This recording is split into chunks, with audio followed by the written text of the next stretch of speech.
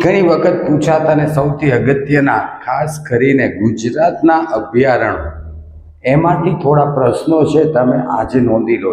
આ 1-2-3 મિનિટનો વિડીયો છે, કદાચ તમને 2 થી 3 માર્ક છે એ તમારા સિક્યોર કરાવી દે. તો થોડા ઇમ્પોર્ટન્ટ ક્વેશ્ચન ગુજરાતના અભયારણ્યો વિશે આટલા અત્યારથી નોંધી લો. ત્યાર પછી આપણે એક આખી સિરીઝ શરૂ કરવાના છીએ. ગુજરાતના તમામ અભયારણ્યો, કેટલા અભયારણ્યો છે, કેટલા જૈવ આરક્ષિત ક્ષેત્રો છે, કેટલા રાષ્ટ્રીય ઉદ્યાનો છે, આની આખી સિરીઝ આ ચેનલ ઉપર અવેલેબલ રહેશે. તો અત્યારે આપણે એક શોર્ટ વિડીયોમાં ઇમ્પોર્ટન્ટ પોઈન્ટ થોડા નોંધી લઈએ. તો ઇમ્પોર્ટન્ટ પોઈન્ટની અંદર તમને આવું પૂછાઈ જાય છે, વારંવાર પૂછાય છે. તો પહેલું તો છે કે ગુજરાતનું પ્રથમ અભયારણ્ય કયું? આવું વારંવાર પ્રથમ છેલ્લું આવું હંમેશા પૂછાય, મોટું નાનું. તો ગુજરાતનું પ્રથમ અભયારણ્ય કયું છે? યાદ રાખજો, ખાસ કરીને ગીર અભયારણ્ય સૌથી પહેલા ગુજરાતનું પ્રથમ અભયારણ્ય ગણાય છે. ગુજરાતનું સૌથી મોટું અભયારણ્ય પૂછાય તો સુરખાબ નગર. સુરખાબ માટે બહુ ફેમસ, કચ્છમાં આવેલું, નાના રણમાં આવેલું સુરખાબ નગર અભયારણ્ય છે એ ગુજરાતનું સૌથી મોટું અભયારણ્ય છે. જીપીએસસીમાં જશો તો કદાચ એનો એરિયા પણ પૂછાય. 7506.22 ચોરસ કિલોમીટરમાં આવેલું છે. ગુજરાતનું સૌથી મોટું પૂછાય તો સૌથી નાનું પણ પૂછાય તો એ છે પોરબંદર પક્ષી અભયારણ્ય. જે ખૂબ જ નાનું છે, પોરબંદરમાં આવેલું. તો સૌથી મોટું અભયારણ્ય પક્ષી અભયારણ્ય છે, સૌથી નાનું અભયારણ્ય પણ પક્ષી અભયારણ્ય છે. આ તમે ખાસ યાદ રાખજો. સૌથી મોટું રાષ્ટ્રીય ઉદ્યાન, જો તમને હવે ખબર હોવી જોઈએ કે અભયારણ્યમાં અને રાષ્ટ્રીય ઉદ્યાનમાં ફેર છે. અભયારણ્ય અને નેશનલ પાર્ક, આને કહેવાય સેન્ચ્યુરી, આને કહેવાય નેશનલ પાર્ક. હજી એક હોય છે, એ છે જૈવ આરક્ષિત ક્ષેત્ર.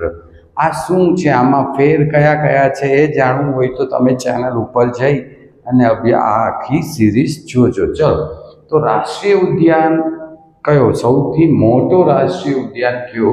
તો ગીર રાષ્ટ્રીય ઉદ્યાન છે એ ગુજરાતનું સૌથી મોટું રાષ્ટ્રીય ઉદ્યાન ગણાય છે. 251 સમથિંગ, ક્યારેક 258 પણ હોય છે. અમુક બુક્સની અંદર જોશો તો 258 ચોરસ કિલોમીટર, અબાઉટ 251 ચોરસ કિલોમીટર છે. ત્યાર પછી ગુજરાતનું સૌથી નાનું રાષ્ટ્રીય ઉદ્યાન, સૌથી મોટું અભયારણ્ય, સૌથી નાનું અભયારણ્ય, સૌથી મોટો રાષ્ટ્રીય ઉદ્યાન, સૌથી નાનું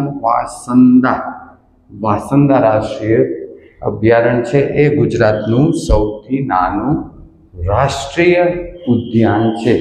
ગુજરાતનું સૌથી મોટું પક્ષી અભયારણ્ય કયું?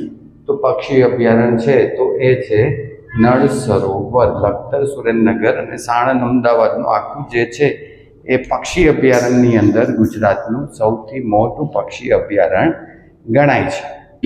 તો ઘુડખર એટલે કે જંગલી ગધેડાનું વિશ્વનું એકમાત્ર અભયારણ્ય. ઘુડખર અભયારણ્ય જંગલી ગધેડા માટેનું વિશ્વનું, આખી દુનિયામાં આવું ક્યાંય અભયારણ્ય જ નથી.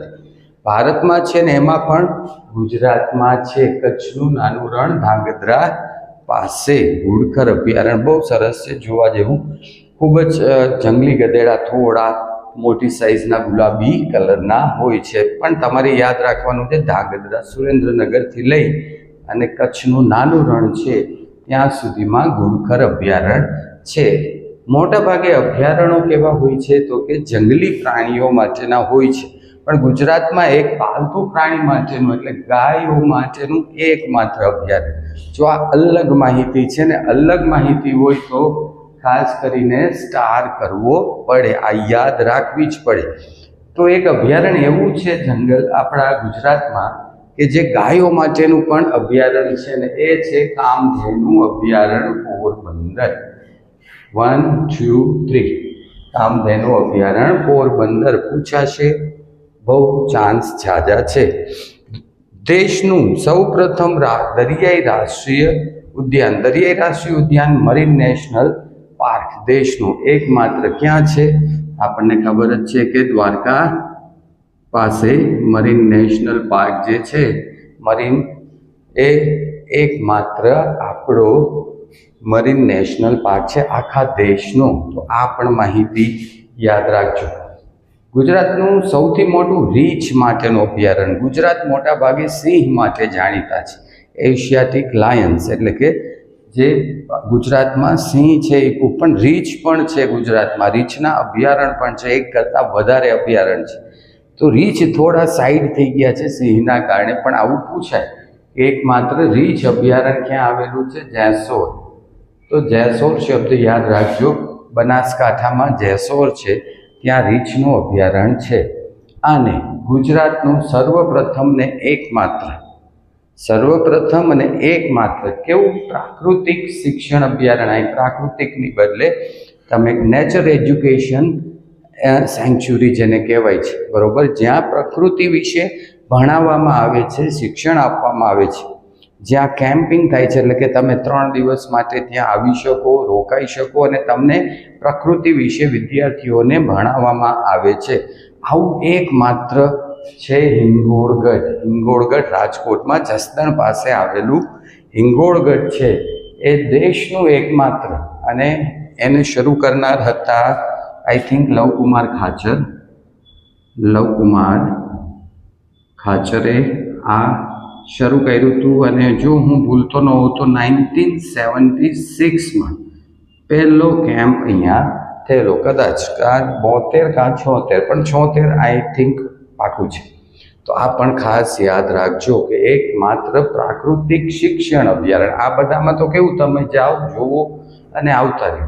અહીંયા એવું છે, તમે જાઓ, રોકાઓ અને ત્યાં તમને શીખવાડવામાં આવે, પ્રકૃતિ વિશે જ્ઞાન આપવામાં આવે. તો these are very important question, note it down. અને વધુ ડિટેલમાં આ બધા વિડીયો જોવા હોય, એટલે કે તમામ અભયારણ્યોને ડિટેલમાં અભ્યાસ કરવો હોય તો યુટ્યુબ ચેનલ ઉપર જરૂરથી મળીશું, જેની લિંક આની સાથે કદાચ હું નાખી દઈશ, જેથી તમે ડિટેલમાં અભ્યાસ કરી શકો. સિરિયસલી તૈયારી કરવી હોય તો ક્લાસમાં પણ તમે જોડાઈ શકો છો. જેનિથ જીપીએસસી સેન્ટરમાં આપનું સ્વાગત છે. Thank you.